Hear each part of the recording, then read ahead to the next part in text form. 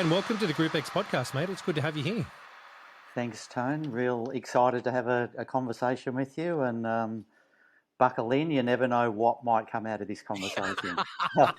That's what I'm excited for, mate. I really am. Hey, the way I kick these off, and with all my listeners would know as well, a little bit about you, and then we'll jump into the products, the programs, what they're all about. So can you give us a little background on you, how you got into fitness and where you got to be where you are today? Yeah, let's not spend too much time on me because we'll have people turning off really, really quickly. Yeah, I was actually like a really late bloomer in the industry. Never really properly walked into a gym till I was 40. So I had a steep learning curve, and then, probably around 45, just went and did my Cert 3 and 4, just so I understood a little more about what I was doing, with no real aspirations to get into the industry. And anyway, one thing led to another, and I ended up in the industry. Ended up with our own personal training studio out in Ringwood in Melbourne in the eastern suburbs. Yep. And I'd done the METAFIT course prior to having our own studio. So when we opened our studio, we introduced METAFIT, and MetaPower was around then as well. When I did the actual workshop, was really good mates with Daniel Wilson, who was then running the courses in Australia. He was really the mastermind behind growing METAFIT in Australia. He truly was. Anyway, my partner Brooke, who we spoke about earlier, we've been together for 16 years, but she's Canadian. Yep. And at a stage, the Canadian franchise to run courses was available for METAFIT. Oh, wow. So we thought it was a good way to mix travelling and definitely and a bit of business as well. So we ventured down that path, and that worked really well. Sadly, we're coming up to nearly 4 years ago, Daniel Wilson. I'm not sure whether you would have known Dan. Yeah. He, like 38 years of age, like as fit as a Mallee bull, was diagnosed with stomach cancer. Wow.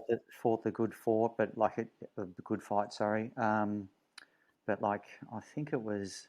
He told me probably in the March, and he was gone by the May. So Jesus. It happened really, really quickly. So yeah, we great way to start a podcast. I know. Sorry. No, mate. Look, it's where it's the history, man. It's where it's all come from, which is to me vital and important, and it gets people an understanding as well of what is going on out there. And they're topics that, while they hurt, it's life. It's real stuff that happens. It's not, we can't faff about, and they're real life stories. So I appreciate you sharing with us, actually. Yeah. So he was a good mate. He'd been a mentor through all the METAFIT stuff with us. So building it up in Canada. Anyway, the long story short there is we ended up taking it over in Australia when he passed away. Mind you, we probably were up and running for 8 months, and then COVID came in after that. So we sort of hadn't had a long go at it in Australia before COVID took over, and that sort of brings us roughly up to where we are today. Right now, yep. So what are the programs? If you can, from what I had a look at, there's 3 different programs available. Yeah, am I right? So we have 4. The METAFIT program, which is our body weight, it's the original program, is like our flagship product. And I know you're probably going to ask me the question anyway, but Justin Corcoran, he's the originator, it's his program. He does all the programming still. So that originated in the UK back in about 2008. So just a bit of his history. So he was in the Royal Marines in the UK and in the Special Forces over there. So he trained a lot of the guys in the SAS. So as you could imagine, it's probably really hardcore training, and I can't go into it too much because I'd probably have to kill you if I gave away all that. I think that's how the story goes anyway, something along those lines. So anyway, he got out of there and he opened up his own gym. and he decided at the time that any of the group fitness classes were more endurance based, or he said more dance based. So he was looking for something different. So like he developed his own program. Yep. And so it was really originally just meant for him. It didn't really, he didn't think that it was going to be this global brand. Yeah. And it's grown quite organically, and a lot of people would say that it still is quite organic. I think we are a bit of the working class brand. We're not the shiny, glitzy like some of the other brands are, and that's not saying whether that's good or bad. It's just saying that we're different. Yeah, that's what it is. Yeah. So so he developed the program, and the urban myth is, and I don't want to take away from the urban myth, that he basically went to like an expo in the UK. A guy from Scotland just bailed him up and had a bit of a conversation, and he said, "I really like the look of what you're doing. Will you come over and run the programs for me?" And as it turns out, this guy had 80 gyms. So he went from nothing to sort of exploding quite quickly. Yeah. Mate, that's fantastic. Yeah, it's probably sounds weird to some people when I say this. I appreciate those stories because there are so many talented individuals in this world that if you can sit back and design something and have the skill set to be able to do that, you're leaps and bounds ahead most people, you know, especially in our industry. And I'm not poo-pooing anyone that's in the fitness industry, but the majority of us, especially group exercise instructors, are parrots. Yeah. Hey, go do this. Yeah, we go do it. You know, and that's what it is. It was made really easy for us. But the talented individuals that have got a skill set to design a program like METAFIT, like what he did is to go out there and do that. That's huge. The skill set that comes with that. It's not. It's. You can be taught it. Yeah. But you've still got to have a passion. You've got to have a drive in order to actually get it from something that's just twirling around in your head. Something that's actually doing, and then other people are going, "Hey, dude, you know what you're doing there? I'm over in Scotland. Come over here. When you're chucking into 80 gyms over here, let's go for it." And that's nice to hear those. I suppose the history or the legend of where it all began. And to be like really honest, and like I would tell you if I wasn't, I think I would. Hopefully, I'm not that biased, but his programming with METAFIT is still amazing today. You know, and like we're like 15 years later on. Like I just did the latest workout today, so I don't do any of the programming at all. We do the education side, mate, and it's just still terrific programming. It's real. Like you would think all this time that maybe it was repetitive or something like that, but.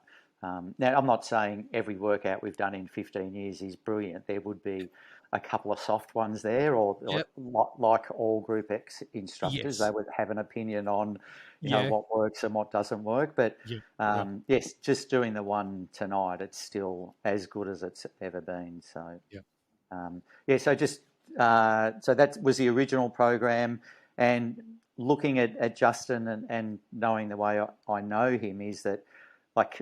Because of that original program, he didn't want to just start rolling out programs because he needed to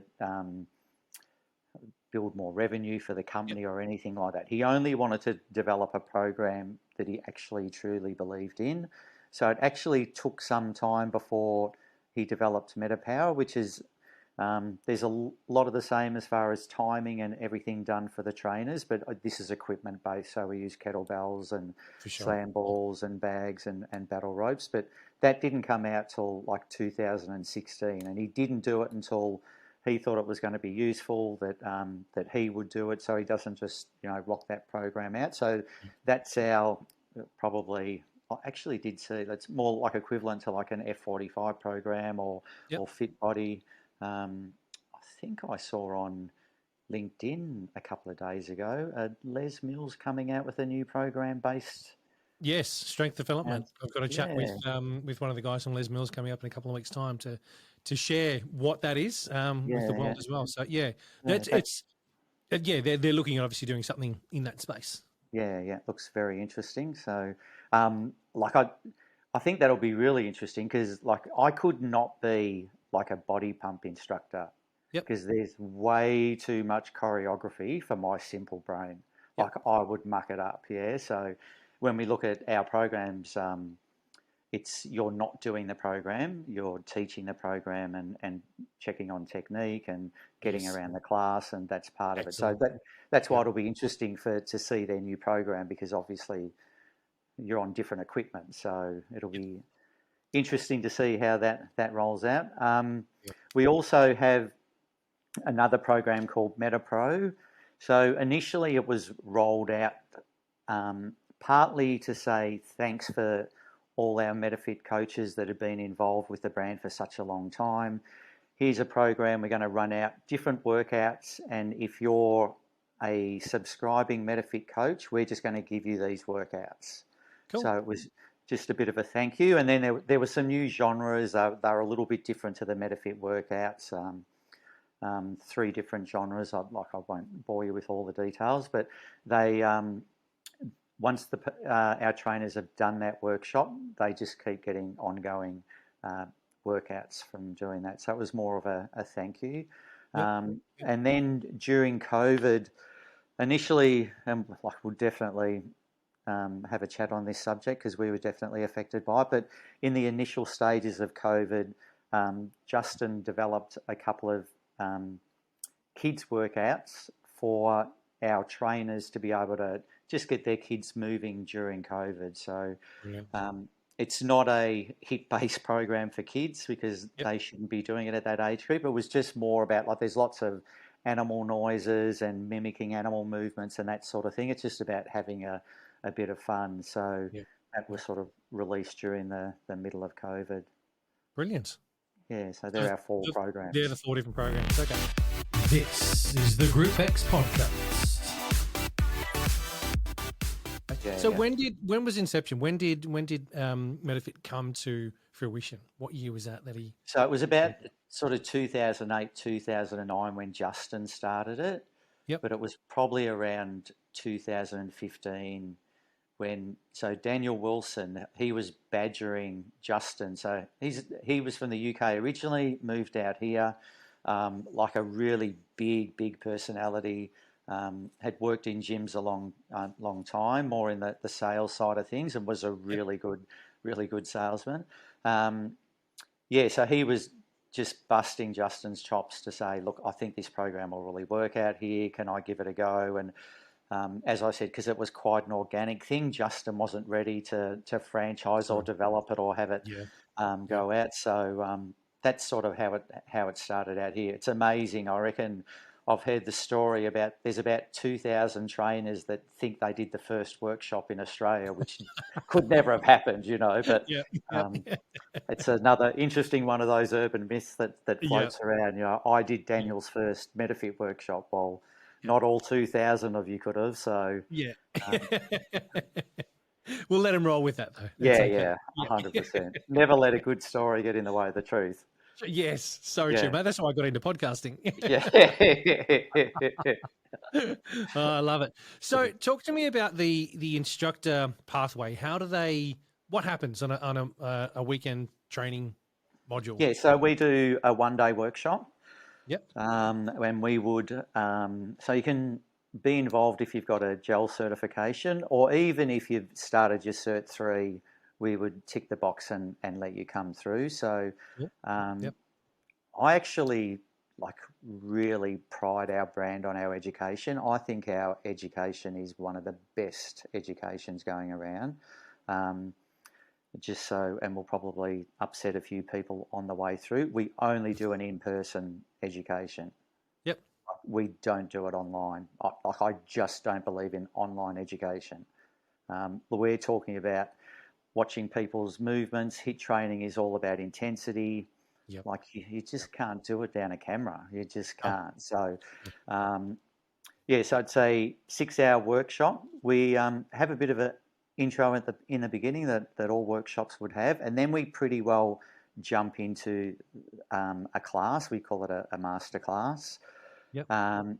and we will be exceptionally hard on everybody there. Like we will really, really push the class, push the boundaries, because we want everybody to know what HIIT training is supposed to be like. So that's how we start the day off. And from there, we almost unpack all that, because we realise we've got to go back into the real world and the sort of people that we've got to deal with. But we break the day down there, so we do quite a bit of theory on HIIT training and why you should train like this and all the benefits of this type of training. Yep. And then we do theory and practical on warm-up, theory and practical on exercise, theory on running a class, and then everybody gets to run a portion of a class. Sweet. And it's a pretty full-on day, because they're doing a fair bit of movement.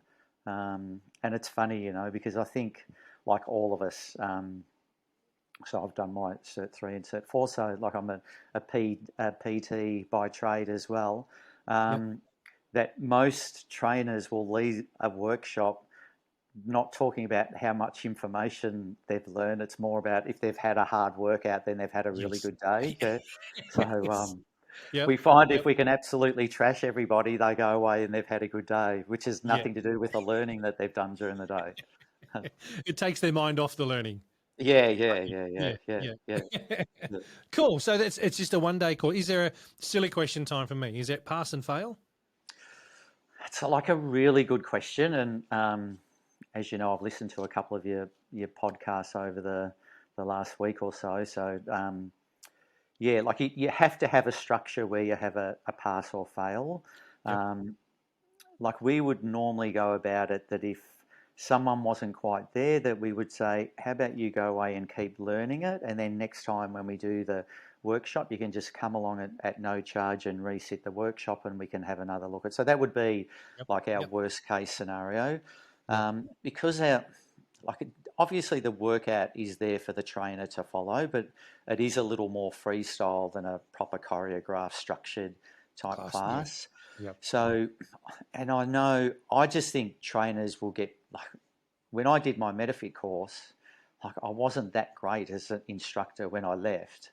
I was a better instructor 3 months down the track. I was a much 100%. Better instructor 6 months down the track. And when you get back in front of your own audience, because you own your own audience, you're going to be more comfortable straight away compared to doing it in front of a bunch of your peers. It's really challenging. I know we have to do it, and you've got to sort of had that little bit of pressure for everybody to get through. But yeah, we would try and guide most people to get through, and probably if people are on the borderline, they're screening themselves on the way through, they'll make contact and go, like, what's involved in the day, and I just want to check that I can get through it. And so there is, but it's the fail part is not implemented very often. Yep. No, and that makes sense too. And I asked that so that if there's anyone that's listening to get a bit of an understanding on, what to expect going in to the course. I know virtually every course you do these days, there's got to be some level of competency before you're able to walk away and go, cool, go, you're safe, you can go and do that. Go for it. Yeah. I think it's more for me when I ask those questions is I said get the basics so they have a bit of an understanding going in. Some people aren't that confident to ring providers and ask questions. They would jump online, rock up and go, oh, wow. I remember from my days of doing indoor cycle experience stuff with Network, some people bawling their eyes out at the end of day one. It's okay. You know what? You're here to learn. There's pass, there's fails, but at the same time, if you're working yourself up into that much of a state, you're not going to get through it. So take a deep breath, stop, look at what you're doing, look at what the others are doing around you, implement what's going on, and you're going to get through this. It's But no, I appreciate you saying that as well. I appreciate you elaborating and telling us a bit about that. The next question I wanted to ask you was with relation to the workouts and music. Is it use your own music, or is it no? So part of certainly when it started, a lot of the commentary was in around our music. Because it is a little wacky. It's a little funky, a little wacky, but it is really just put there as a background noise. Like one thing that Les Mills does with their music is brilliant. Like they know how to, like especially if you're looking at RPM, they know how to put like good tracks in at the right time. Yeah, it's amazing, their music. With our training, like if you can hear music or hear a beat or a rhythm, that's the last thing we want going on. It's not meant there for that. So there is background music there. It is a little wacky, but it's not supposed to invite you into having any sort of rhythm or any case to stop and listen to it at all because of the type of training we do. And the upside of that is that any trainers, they're not paying, once they've got our program, they're not paying, well, what's the name of the company now that you've got to pay? One Music. So One APRA Music, and which is like they're thieves. Like it's so expensive to do it. Oh, sorry, did I say that out loud then? Yeah. I did say we might take a few people out on the way through. So, I have no issues. There's no anything can be said on this channel. I do not care. It's all we're all good. So there is music there, but it's all because they're licensed as a METAFIT instructor. Like it's all free of any other outside costs to them. Yep. So the music is music that can be played anywhere at any time without having a license. Yeah. So which is so. If I can just clear that up too, because that always gets a little confusing, but I want to be crystal clear about it. So when you sit the METAFIT course and when you've successfully completed it, like you're a METAFIT coach, but you're not licensed to teach our product. Okay. From there, it's a subscription-based model. So it's $19.95 a month. When you originally pay that, you get 4 tracks, 4 starter tracks, and the track that's current for that month. So that's 5 tracks. And for that price, you get a new track every month. Okay. That drops down. So with that, so because you own all that as an individual trainer, if I went to Tony's gym and I'm going to teach METAFIT at your gym, you don't have to pay any licensing fee because I pay it. Okay. So you can use the METAFIT logo, put it up on your timetable, advertise it, use our logo and everything like that as the gym owner and not have to pay a cent for it. Okay. And as a gym owner, where would I get access to those resources? So you would have to find the METAFIT trainer who has the license to then do it. Okay, so you would be coming in to teach in my gym, and I would say to you, "Hey Dan, I need the logos, etc., to be able to throw up on the timetable." And you've got access to them. You can sweet. Okay. Yeah. So the license sits with the trainer, and then they can take that anywhere. And we actually have like an annual subscription as well. So for $199, you can teach that anywhere because you have the license. The license to do it. Yeah. Wow. Okay. Cool. So it doesn't need to be taught in the gym either. You can actually do it. No. I think to be really honest, Tone, in Australia, like our business was really built off probably off mums starting off, and it might be a case of they've heard of METAFIT and they come and do the course, and then they get 3 or 4 of their friends to the local park because all you need is your phone and a speaker, and like that's really was the bread and butter of how METAFIT started in Australia. And we went from people starting off like that to ending up with building bricks and mortar gyms from just starting off out in the park. So you can in a church hall, in a park, in a big box gym, in a studio, like it can be taught anywhere. Wherever. So really quite mobile and easy to do. Roughly how many instructors would there be in Australia currently? Like probably subscribing coaches, there'd be a couple of thousand, but we would have had probably over 7,000 go through training. over the journey. Yeah. So what would be some of the reasons that they'd stop subscribing or stop teaching? I put my hand up and go, you know what? After I'm now, this would be 20 years exactly this year for me if I was staying in the industry. But the last 5 years I haven't taught. So I probably won't go back to teaching.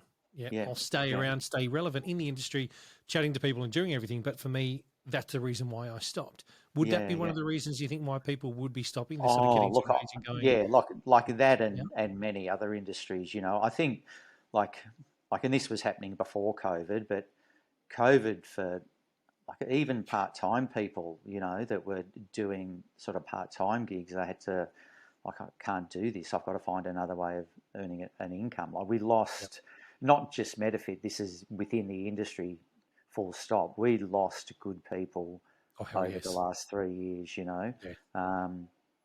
Because, like, you know, I don't want to say poor us in the industry, but like you have to work really hard in this industry to earn an okay income. And I don't subscribe to the I do it because I love it. Like that's just bullshit.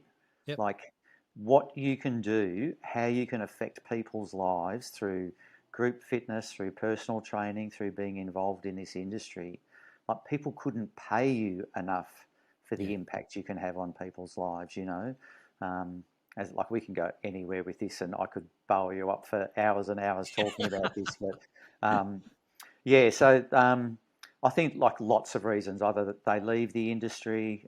If you look at I couldn't tell you what the current stats for the turnaround time for someone entering and exiting the industry, but it is massive and high turnover.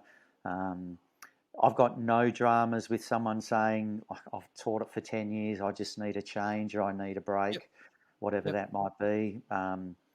Probably at the bottom of your heart, maybe someone's done it that often that they go, you know, I've done so much of it, I don't need the tracks done. I can do it all myself now. So I've found another way of doing it. So you're always going to have that roll in, roll out of people. So, like you're not chasing down people if they've cancelled their subscription or end up leaving, because that's just a fact of how it is in the industry. And is that something they control themselves online through an online portal? Oh, no, to be really honest, if we had any METAFIT coaches, I'd probably, from what I've listened to, we probably have more Les Mills instructors listening than we have METAFIT instructors listening. But hopefully we can change this, because I'll make sure I post that we're doing the podcast. It is, this will open up another can of worms, but I'll have the conversation anyway. Love it. You could, before COVID, you could just cancel it. There was an online button and you could just push cancel and that would do it. Obviously, you can stop your credit card payments or PayPal and do it that way. But what we like to do is that, and I don't do it here, this is all done from the UK. We have an IT department over there. If we go through our IT department, and as an example, say it was you wanted to cancel your subscription, you can't email me and I do it for you, because your relationship is between you and METAFIT in the UK. Like it's not me. So because you're relating to them, I can't do it on your behalf. So what we do is there's a process that we take you through, which includes saving all the tracks that you've had over the years to pop it into a library for you to use for your personal use. And now if you just cancel out, what happens is that doesn't happen, and then you've lost those tracks forever. So, and then the discussion. I'll be honest and say that is, I think that's a fucking fantastic idea. Yeah. If for whatever reason I needed to cancel, I can actually get in contact and I'm still be able to hang on to the releases, hang on to the music that I've got, the tracks, so that I can still do my own stuff.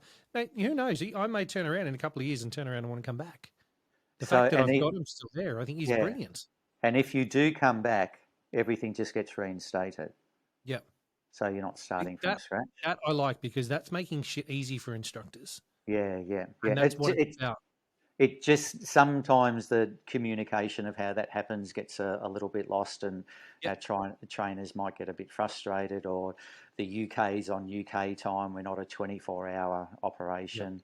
And the other thing that comes up is it's for private use, not commercial use.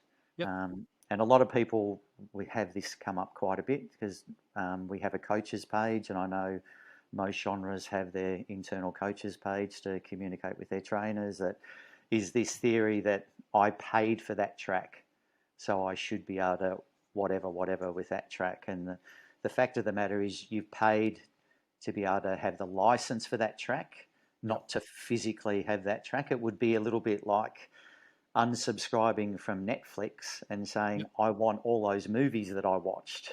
Yeah. They're not going to do it for you. Yeah. So during COVID, I did nothing but watch TV for 6 months straight. So Netflix, I'm going to cancel my subscription, but I want every single episode of whatever I watch. Movie. Yeah. So, no, I think it's a reasonable outcome. Like, we'll definitely have it there for your private use. What we don't want you is out still teaching on those tracks, earning an income from teaching that and not contributing to the ecosystem. I think it's like a fair and reasonable thing.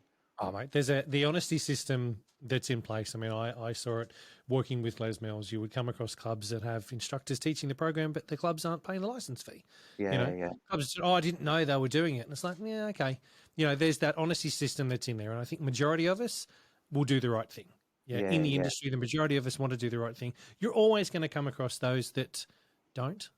You're always going to come. And I know back in days of Sydney, and those that, if there's people that turn around and say, oh, no, Tony, that didn't happen, I'll say, well, bullshit. I know it did.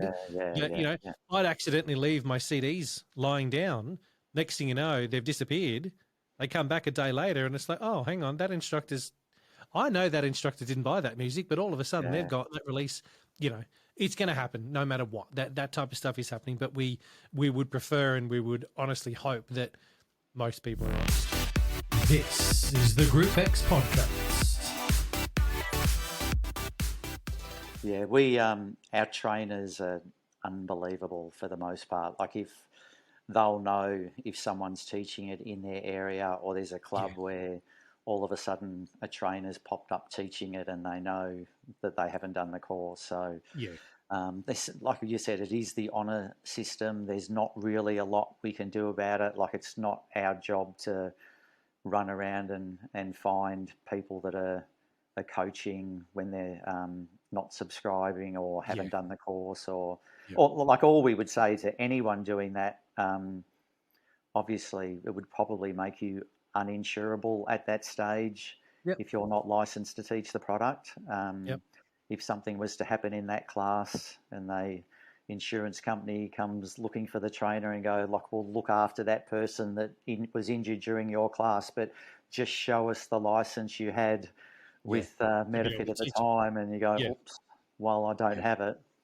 So we're trying to protect people as well. Yes. Yeah. No, I like that. I like the fact that there's music that's able to be used without having to pay additional fees. I like the fact you get it. I like the fact that it's a monthly subscription. To be completely honest with you, I think that's where the industry probably we need to see more of that.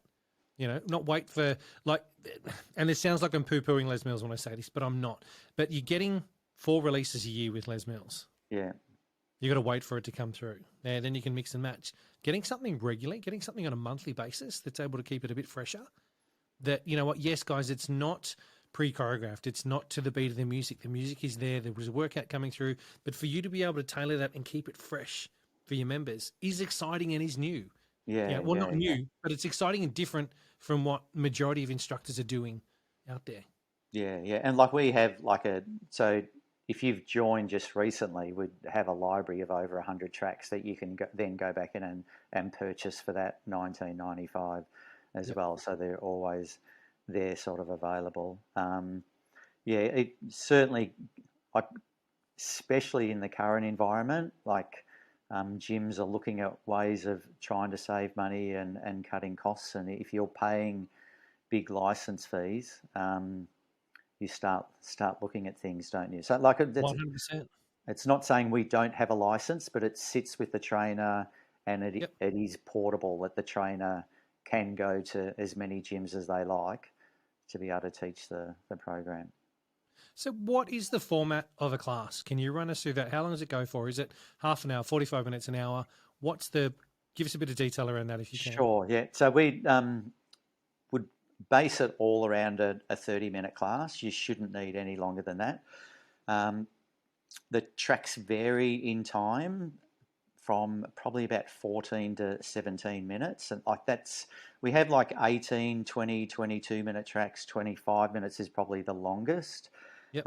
For me, the sweet spot is around that sort of 14 to 17 minutes. I think that's a really good workout. So you do like a really good warm up, and we spend a lot of time in our workshops on the warm up. If I take sort of my METAFIT hat off and just put my trainer hat on, if I'm allowed to do that, especially if you're doing like an afternoon class, if you can spend a bit of time warming people up, trying to help them forget about the hectic day that they've had, help them forget about the argument they just had with their partner coming out of the door, or the kids whinging at them, or something went wrong at work. So the warm-up's really important, and we sort of give you plenty of opportunity to help chase the day out. It is really important with what we're doing with HIIT training that the warm-up is thorough and you're ready to go. When you're doing HIIT training, like it's not for a long time, but we're expecting big things in a short amount of time. So we want you warmed up properly, ready to go. So you'd really almost want that drop of perspiration on the back of your t-shirt just before we start the class. So that's super important. And if you think of let's say pick on a 14-minute class, you're probably only moving, because we have work and rest periods, that you're probably only moving about 8 or 9 minutes. Yep. So but you are pushing. Yeah, well, I could definitely, and if we go back to when Daniel started introducing METAFIT in Australia in the first years here, and he was really good at, like, he was quite a vocal voice in the industry, and he was loud and proud about HIIT training and how it's supposed to be done. And like, I still agree, we are the original and the best. And so we would, if we saw someone's program that said it was a HIIT class and it was 45 minutes, there's no way it's a HIIT class. Yeah, it's just going too long. You can't keep up that pace. So like, I would always honour that, and that's what HIIT training is all about. But as a Group X instructor and a trainer too, we have to be mindful of who's in our class. So obviously I know you've recently had an operation, so if you were coming in to do my class, like, we'd have the conversation whether a HIIT class would be the best thing for you to be doing, but you might go, like, I just need to move at the moment, Dan. And so I would go, all right, well, we're going to regress everything for you. I'm not going to expect you to work at the highest level, but your mental health is really important to me. So we'll get you in, we'll move you through the class. Would it be a HIIT training session? No, it wouldn't be. But would have we had you moving and had you leaving the class feeling a lot better about yourself and the world and all that sort of stuff? 100%. So why I would still jump up and down and say, we are the original, we are the best, this is the only way to do proper HIIT training. I understand that we have humans out there that we've got to deal with. And I don't want to get too frou-frou, but as a Group X instructor, you're trying to read the room to see where everybody is, and absolutely slaughtering everyone might not be the best thing on that day, Don't get me wrong, if they're up for it and we're ready and I know everyone and everyone's there, I will pull every last bit out of you to make sure it's there. But we've got to be flexible and be able to do everything in between. Mate, you've nailed something there, which I had a chat to someone about recently, and it's reading the room. You need to teach to who's in front of you. It's as simple as that. This is what I've got to get out. This is what I've got to do today because that's the release that I'm doing. You've still got to tailor it to who's in front of you, because if you don't, someone hurts themselves, you're screwed. But if you don't, and 3/4 of the class, they won't come back. If you're pushing them too hard, or you're pushing them, or they're not engaged with it, and you're just in there going, well, this booklet I've got here says I've got to do X, Y, Z. That's what we've got to do, no matter what. Push yourself as hard as you can. You've got to teach to who's in front of you, and I think a lot of instructors get it, but there's still probably a whole heap out there that don't, and that's what they're missing. I think the instructors that have been around for a long time, that are mentors to some of these younger ones that are coming in, Share your knowledge. Share that along with them. Get them to understand what it is. Whether it's a Les Mills program, whether it's a radical program, whether it's METAFIT, whether it's freestyle spinning or whatever it may be. Share what we've got in the way of knowledge. Yeah. I think as you alluded to earlier on, that we're here for the people that are in our classes. Yeah. I look at especially the last 3 years, and I'll go back to my pet hate of online training, or we've actually got mainly kids, but I know obviously older people can come through too, but people doing their Cert 3 and 4 online, and then they get in front of people and we can have a whole other discussion about where Cert 3 and Cert 4 sits, Yes. We certainly have people, I know we're not on radio, but we'd certainly have people yelling at the radio right at the moment. Could you imagine if I did a podcast where we allowed people to dial in? Yeah. Holy crap. Yeah. You should look at that.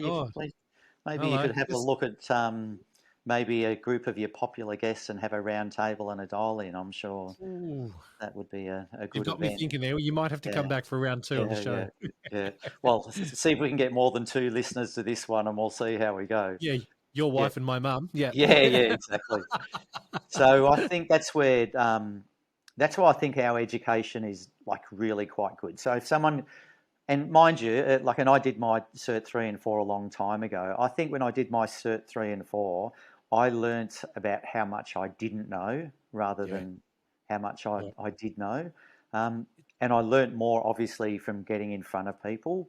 But our education and our program is a turnkey. You can take it, go back, and have it all done for you, so it can help you get through those early stages. I think it's really important. If we look, I look at the franchises, and that's a whole other discussion. One thing that the value of what the franchises bring now is at least some beginning education for trainers that are new in the industry. If we say we pick on an F45, if you're a young trainer and have just done your Cert 3 and 4 and get to go into an F45 class, even if you're just cheering them on, you get to have a look at bodies and how they move and what direction they're moving in and what mistakes they're making. It's actually brings really good value to the industry from that point of view. I think it is a really good pathway for trainers to get involved. So,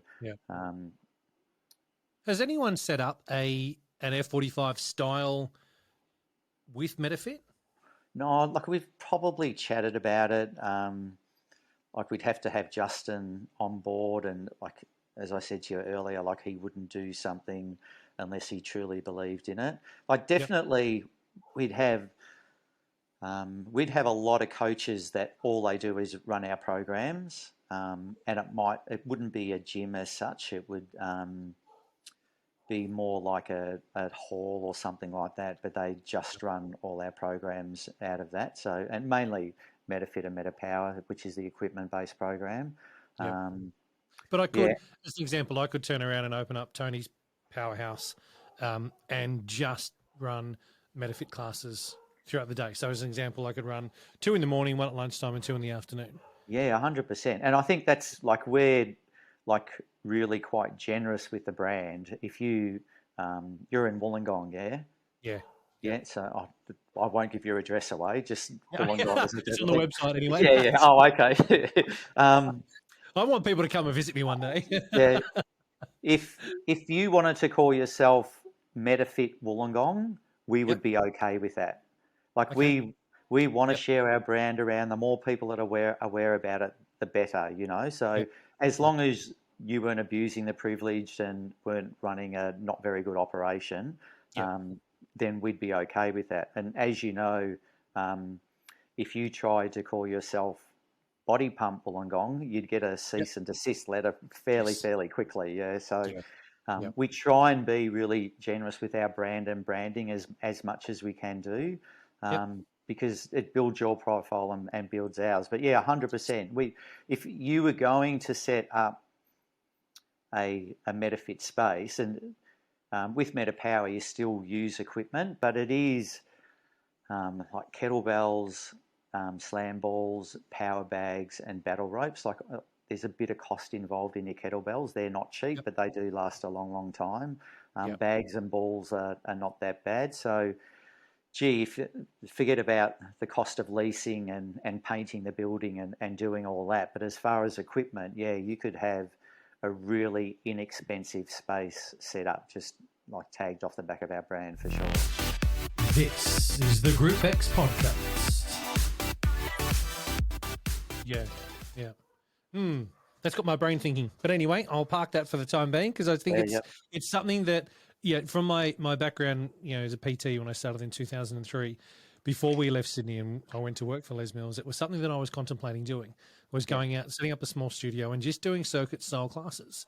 Yeah. I was running a boxing group 2 times a week outside. I was doing my PT. I was teaching my classes.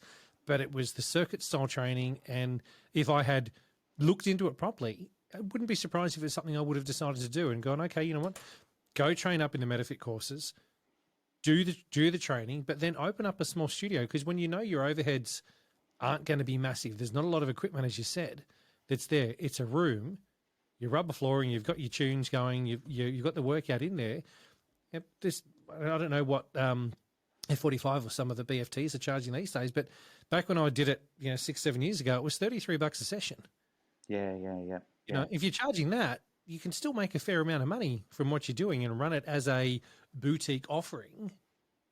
Still by only running 5 classes a day. I think there's something in that I'll probably investigate myself a little bit more. I think like our program is definitely built around trying to be on the more inexpensive side of things. So you could definitely do at a cheaper price. And as you know, you're looking for probably at 300 plus to have an F45 studio or a Fit Body or any of those out there. So they're not really built for PTs. They're really built for business people, the franchises. And as I said, like I'm all for the opportunity that they create for young trainers coming through, but they are supposed to be a money-making machine because people are going to invest a lot of money into them to make them successful, and they want a return on their investment. So we could, do you have an opinion, if I'm allowed to ask questions back, on where you sit with franchises? And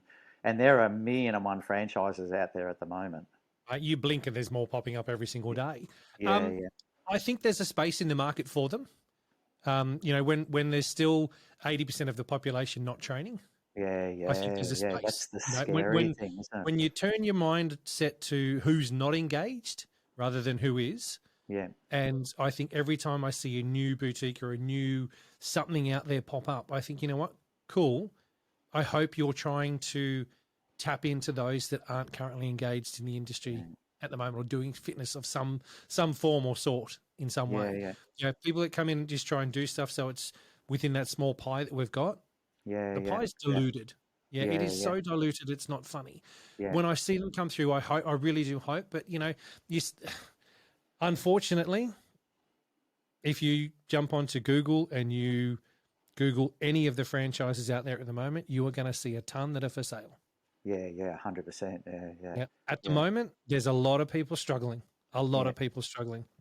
Even some big box gyms are struggling with it at the moment. Like I definitely have had a couple of conversations with trainers that have sort of managed to get their way through COVID, but now the economic side of things unfortunately for some people, the first thing to go is their gym membership. Which should be the last thing to go, as you and I would agree on. But so I think there is that little flip that we sort of, I don't even know if it was a great surge when we reopened. Maybe later on in the year, people were finding their feet, but it probably didn't surge back like everybody thought it was going to. Then it sort of got a little bit better, and then it's sort of starting to turn back the other way again because, everyone's purse strings are tightening up and it's really challenging. So now that you've brought it up, I don't have the answer, but given that you were talking about it, how do we get that other 80%? Because that's $1 million question. like thought about this a lot lately. I don't want to get too fluffy, but like those, I think about like when I went to school, which was a bloody long time ago. Yeah, that the kids at a younger age, at high school age, that if we had been able to get them involved in physical education or just doing some sort of movement, and I'm talking about like the kids that got picked on, you know, like I certainly wasn't one of the cool kids at school. I certainly wasn't picked on. I was cool in my own mind, man. Yeah. Oh, you were probably just cool, Tone, but that's okay. No, I can assure you I was not. I was the big unit that everyone would look on it. Some people would just try and have a go no matter what. And I was like, man, I'm just keeping to myself and just, But you would know, I can think of it, everybody listening, if they just sat back for a second now, would be able to go back to school and go, probably have a handful of kids that go, I wonder whatever happened to that poor person, you know, and they'd be part of that 80% that aren't training. And like, I'm not saying that fitness is going to solve world peace, but gee, for like obviously starts with physical health, but mental health is huge for mental health, and the difference we could make to that 80% if we could find a way to, whether it's starting in the schools and getting those kids that, you know, that were picked on and aren't moving, to build their confidence and have movement and build strength and all that sort of stuff. I mentioned in a chat to someone recently, and I'm not sure who it was. It was on the podcast, that I remember for sport, for school, you know, we're going to the gym, going to the local gym, and we didn't have it. There was no teacher. The teacher was there to supervise, but no one really watched what we were doing. Yeah. It was, cool. You go in, there was pin loaded stuff or whatever. You went there and you had a bit of a basic stuff because one of the PTs or something that was there on the first session took you through something really basic. Really, really basic in the gym. But I think that you've got a point there. If it starts back then in school, and we're getting kids engaged. Now, doesn't have to be in the gym, but doing more sporting activities. That they follow through. You know, I'll be honest. My daughter has been going to my first gym. The kids gym. There's one down. Oh, yeah. She's been going since she was just before she started going to school. So she was 4 years of age. It's only just in the last year that she's gone over to do gymnastics because she found that she enjoyed the gymnastic side of things more than what she was doing at my first gym. But the stuff at my first gym was absolutely amazing. They were getting the kids, the confidence that my daughter would come home from you know, one, being in a room of other kids that she didn't know. Because that can be still daunting for some kids. 100%. To having skill set, to jumping on monkey bars or you know, the rings and doing stuff like that, or even walking on a beam and doing a somersault, that kind of stuff. The skills that she learnt from that were just phenomenal. I don't know, because I think that goes up to the age of 16, but then I don't know what happens after that.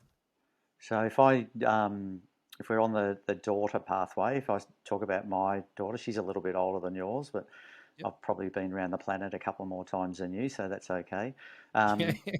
She played football with her brothers when she was younger, and this was back before we had sort of girls' teams. She played with the boys and played right up until, you know, you could start to see the disparity, so probably around that sort of 11 and 12. And she did netball for a couple of years after that, and at about, I think... she'll pick me up if I'm wrong, maybe 13 or 14, she started cheerleading. So competitive cheerleading. And to be really honest with you, Tone, it was the most amazing thing to happen for us as a family, because I didn't have to go through that bratty 14, 15, 16. Like, it didn't happen. And we didn't have any of that conflict around drinking, because she was so into this cheerleading, and they were hard on them, you know, like Sunday morning training, you're part of a team, you've got to be here. If you're not here, you're out of the team. It was really quite disciplined. So it actually got me through that stage where most parents are pulling their hair out, like in a really grateful way. And then probably 2 or 3 years ago, maybe a little bit longer, she got out of cheerleading and into CrossFit. And mate, she's a beast. Like, she can push heavier weights than I can. And like, I'm not weak. I'm not strong, but I'm not weak either. And the confidence that this 25-year-old girl has through the fitness stuff that she's done is unbelievable, you know. And it's certainly more about that than my parenting skills, that's for sure, you know. Yeah. Especially like if we pick on young women, that I would just want to see them have confidence in themselves through, you know, and it can start with Group X, can't it? Yeah, mate, and I think that's this day and age, you know, if I just, I'll rewind for 1 second. I had to start paying a gym membership 2 years ago for the first time in 20 years. Yeah. Yep. Close to 20 years, whatever it was, because I got into the industry and, well, you didn't have to pay, did you? Yeah. You were a PT, you're an instructor, you're doing your thing. I left the industry. I was still teaching part-time down in Canberra until we moved up here to Wollongong, which was 6 years ago. I didn't attend a gym for a while because of the hip stuff that was going on. I was in too much pain and wasn't going. I should have bloody been. It was the stupidity part of my head that said, dude, just go and do something because it's better than doing nothing. Nothing, Yeah, and I ended up having to pay a gym membership, and I walked into this gym, and it was interesting to see a different demographic to what I was used to when I was in the gym. Okay, yeah. In what way? Now, I'm in it's not a regional town. I'm on the coast. It's Wollongong. It's 100 south of Sydney. But it's a leisure centre. Yeah, different to a big box gym. It's a big box gym, but it's a leisure centre. It's got a pool, got courts, all that kind of stuff going on as well. At 5:45 in the morning when I'm going, it's a 50-plus age group. Mm-hmm. I do my weights. I go for a swim. I get out of the pool. As I'm coming back from the pool past the weights area, and this is maybe an hour later from once I'm doing what I'm in there at the moment, it's a different crowd. Yeah. I'm starting now to see the 18 to maybe 30-year-olds in there. Yeah. The older ones get in earlier. They're doing it. Then the younger crowd starts coming in. Yeah. Some mornings, if I'm late doing what I'm doing, I'm not there at 5:45. I get in there. It's like 6:30, 6:45. There's a hell of a lot of people in there that are in their 20s and 30s. Yeah. That aren't going into group exercise classes. They're actually in the gym doing something in the gym. Yeah. I think the big question for me, and the big question for the industry is, how do we get that younger demographic into group exercise classes? Yeah. The same group exercise classes that I've been doing for the last 20 years, if I was lucky enough to have a kid back then, who my kid would be, let's say 20, 25, like your daughter is at the moment, would your daughter be wanting to do the same class as you did 20 years ago that you're still doing today? Yeah. I don't think so. No, I'll be honest, no. I think there's a lot when you think about it, and I'll use Pump as the example. The leisure centre that I go to, the Group X manager there said to me, "Hey, Tone, we're really struggling. How do we fix this?" I said, "Well, the simple thing is, who's coming to your class?" "Oh, no, hardly anyone's coming anymore." I'm like, "Okay, why?" "We don't know why." And I said, "Okay, let me throw something at you. Go back to all the old releases of Pump. Go back into the 50s, release 50 through to release 60 or whatever it may be. Do a best of, do some of the old stuff and approach people or put it on social media to let people know what's going on. Yeah, you're going to be doing this." I let it go for a couple of weeks. I went and had a chat to him. Tone, the classes are full. What ended up happening was the latest music that was coming through wasn't gelling with those members anymore. Right, yeah. The new stuff coming through, the instructors were doing the right thing as they're meant to. Yep, I'm meant to teach this, get it through. The workouts were landing, but the music was not. As soon as they went back and did some of the older stuff and played to their teach to who's in front of you, numbers started to go through the roof again. Yeah. But they weren't finding that they were getting any of the younger ones coming through. Yeah. They weren't getting them when the new releases were coming through, but they also weren't getting them playing the old releases. But what they were doing is engaging their members that are there. Now, it's engaging some. It's not getting new members to come into the gym. Yeah. But I don't know how we do that in group exercise space. Whether it is, as an example, don't do Pump anymore, go and do METAFIT. Yeah. If they're doing METAFIT, don't do METAFIT, go and do something else. Whatever it may be, mix it up, but look at who your member is. Yeah. To what you can actually offer them or what they're looking for.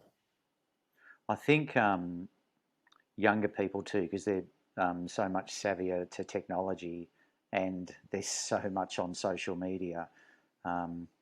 no disrespect to Pump, maybe a little bit, but if they're watching all this, and we could argue all day long whether they should or shouldn't be, but if they're watching all this cool stuff on social media, which if you look at CrossFit, might be bar muscle ups or snatches or rope climbs or something like that, and they're looking at old mate in body pump with his plastic weights doing a squat in the back of the class, like that's not appealing to them.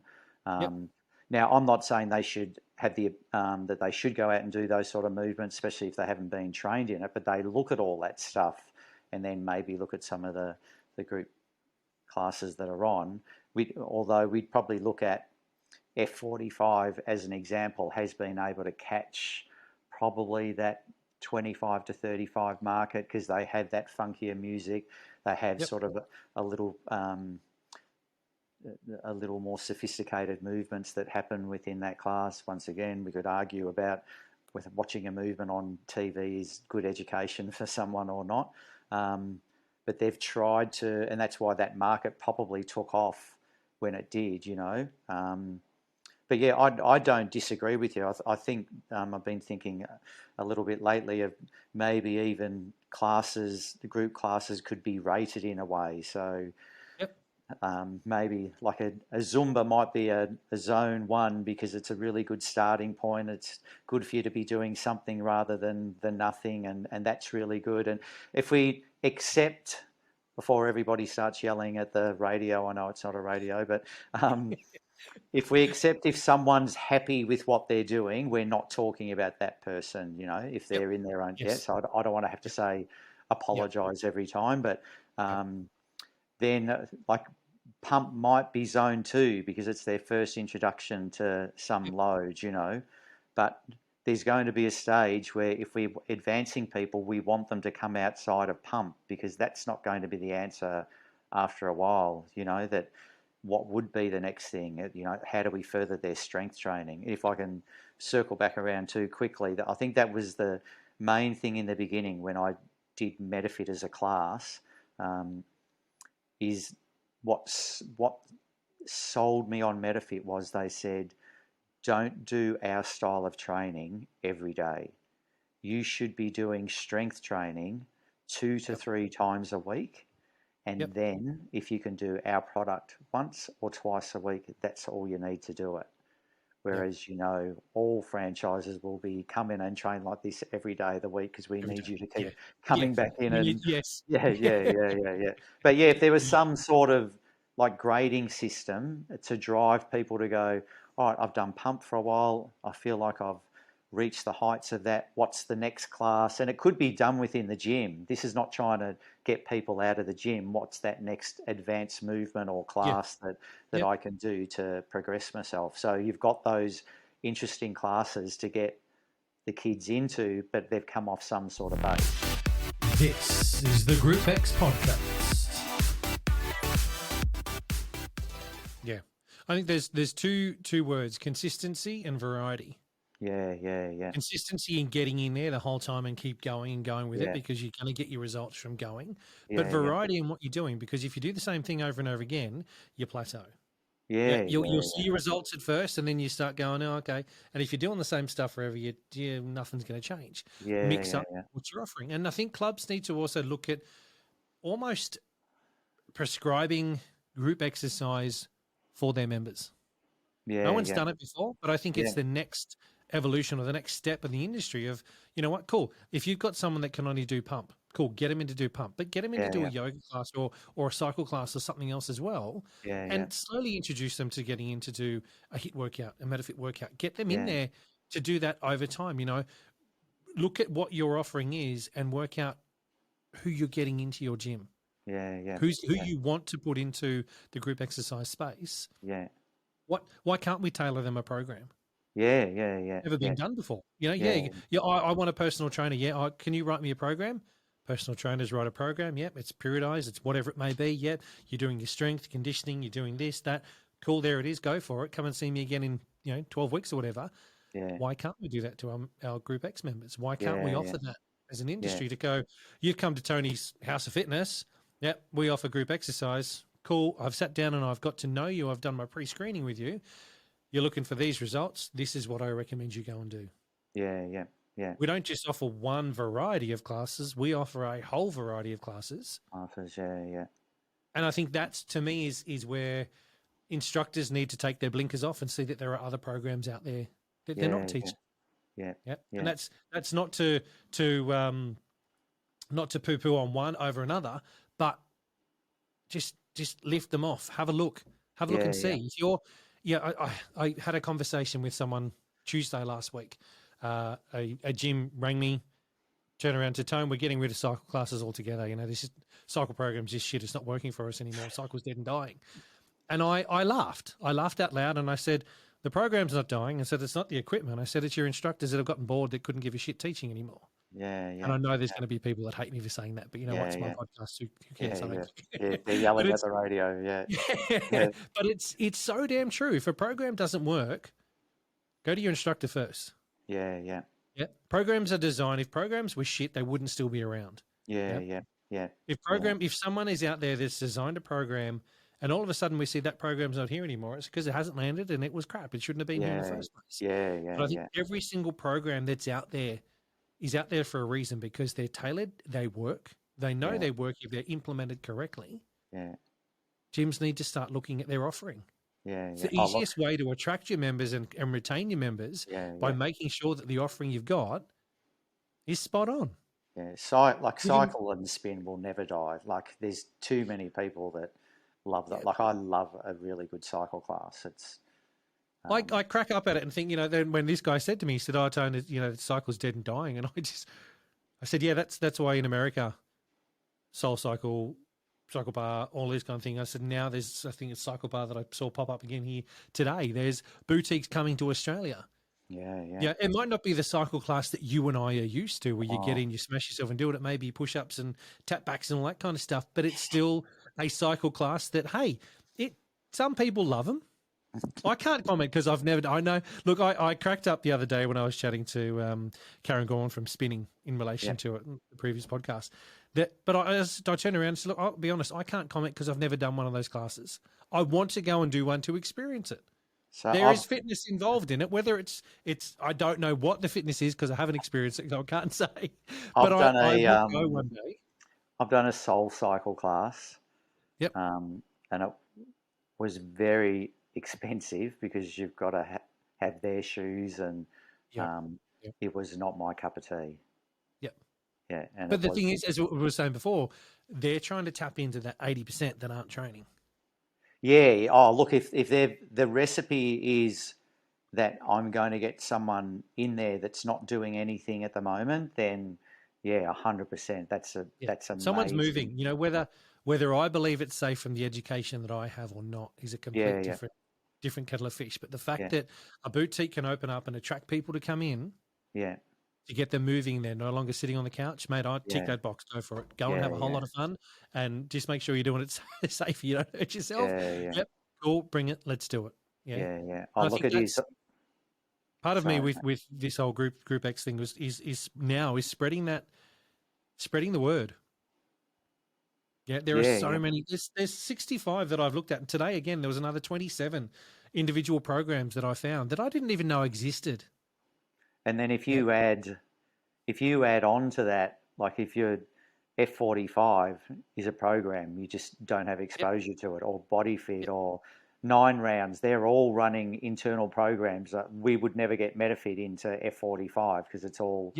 So if you add that on top of what you were just talking about, it means there's so much out there. But I actually really think your conversation about how we get the other 80% in.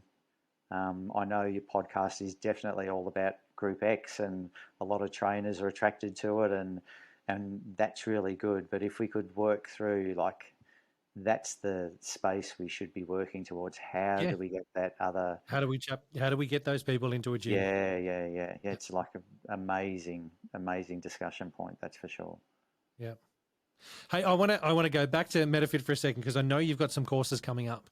tell us about some courses. How can they get in contact? Because obviously there's a link from the Group X page under courses that they will be able to jump through to click on for the individual programs we spoke about. On our website, all the course dates are up there. Like we did at the start of the year, to the best of our ability, try and put dates all the way through the year. Obviously, pending on nothing going wrong, or like obviously if there's only a few sign-ups, we then have to react depending on what's happening there. So if you go to our website and then there's a tab, Become a Coach, and then course dates will come up under that. So we have courses in all the states. We have master trainers in all the states, and the beauty of all our master trainers are it's normally in their gym and they teach METAFIT within their space. So when you've got instructors going in, it's actually someone using it every day within their space. So, and because we've got such an amazing bunch of gifted master trainers, if anybody wanted to learn something from them because they're in that state or needed a mentor, getting into the fitness or starting their own business, all these guys would be brilliant to talk to. This is the Group X podcast. Now, I think probably in our general conversation we've covered everything about our program and how it works. So I don't think there's anything, like obviously like my number and emails on the website. So if anybody wanted to get in contact, like we do, we will do, like we've got like someone from Tamworth we're speaking to at the moment that they've got quite a few people interested. So we're going to travel there and do the workshop. We've got another gym that's up in, I'm not going to say it properly, but it's Weipa, which is right north up in the really North Queensland. So like if you're in a more of a remote area, like obviously we've got to have enough trainers to make it worthwhile, but like even the opportunity for Brooke and I to get away, like we will try and get there and come and do the workshops, and as long as we can sort of cover our costs and get there and get education in your area where no one else will come. That's sort of. Mate, I think that's fantastic. I've heard of program providers in the past that will turn around and say, cool, okay, we want to try and get there. It's going to cost this. I know of instructors that have even turned around and gone, you know what, we don't care. If there's 7 of us here, tell us what it's going to cost you. We'll split the cost amongst 7 of us. We know it's going to be a bit more, but we want to be able to do it. So, mate, I think, and I'll say to anyone now, is if you are in a regional area that is out there and wants some training like that, reach out. Have those conversations, because you never know. If as you said, Stan, if you and Brooke were able to get away and it was going to cost you X amount, and they were able to find, 7, 8, 9 people, whatever it was, and split the cost, it's going to be a little bit more than what training might be. But if that can cover the cost to get you guys there to do it, mate, 100%. And I would just reinforce out METAFIT and MetaPower. Like it is really solid education. It's really, really good. If we, like, I'll just digress for 1 second and I'll be quick. But when we had our studio in Melbourne, like we were there over lockdown. I'm now in Airlie Beach, so in far north Queensland, and so quite a bit of a change. But like I would have done over 500 Zoom classes when we were locked down, and mind you, there's lots of trainers that did that number of classes. But apart from education, METAFIT is something that's not allowed to be taught online either. So that's part of your license agreement, that I can't teach a class online, or you can't do it on Facebook or any of that stuff, because we actually believe that technique, quality of movement is important. And if we're doing HIIT training properly, intensity is really important, and you can't control both those things looking down a camera, so we don't do that. But what we did do is, so like it won't mean anything to you, it will to METAFIT coaches. I might take a move, I'll use a move that's universal. It might be a burpee, but I would have spent half an hour using a specific METAFIT exercise of really breaking it down, regressing it in the beginning, just stepping it out, getting mobile with it. And I only need like 4 or 5 minutes at the end of the class to be able to get everybody's heart rate up and moving. But it gave me an opportunity to really break down single exercises out of METAFIT in easily palatable way for everybody to understand that we wouldn't get to do during a class. So when we actually came in live and did METAFIT, everybody had improved so much because and I'm not skillful. I'm just another bloke. I'm just an average Group X trainer at best. But that gave me the opportunity from what I'd learnt from METAFIT to use those skills, not to use METAFIT itself, because I wasn't allowed to do that. I wasn't allowed to teach that online, but I could use the skills that I'd learnt from METAFIT, from the education, to then make it better for everybody, that when they came back and did it live, they understood a movement that, you know what it's like. You could demonstrate a move in front of 20 people and you'll have 10 different variations 2 seconds later, because everybody's interpreted a different way. But that gave us the opportunity to be able to do that. So like rolling back to, I think the education side of things, because it's not choreographed, you don't have to learn choreography. It's nothing about that at all. So it's it not is 8 counts of this and 3 counts of that. Of which I would be shit at, by the way. But so it is all about regression and progression and making, good quality movement. So that would be the only thing, is it is really good education. Yeah. Dan, thank you so much for coming on the show and having a chat, mate. I've honestly appreciate it, because I'll be honest, I came into this not knowing much about METAFIT. I knew very, very top level, but I appreciate the fact that you've been able to share some of your night with me, having a chat and giving us an understanding on what it is, mate. So thank you so much. Oh, mate, it's my absolute pleasure. I'd really take my hat off for what you're trying to do. You're not trying to make anything out of it. You're just actually trying to do something really good for the industry. And we have a lot of really good people in the industry, don't we? In fact, there's so many good people that we don't know, because good people are just out doing their thing. So I just want to say thanks to you, and keep up the good work, that you're really doing a good thing and a good service in what you're doing. And I wish you all the best in whichever way that might be for you. Dan, thank you. Thank you so much. Dan. You're welcome.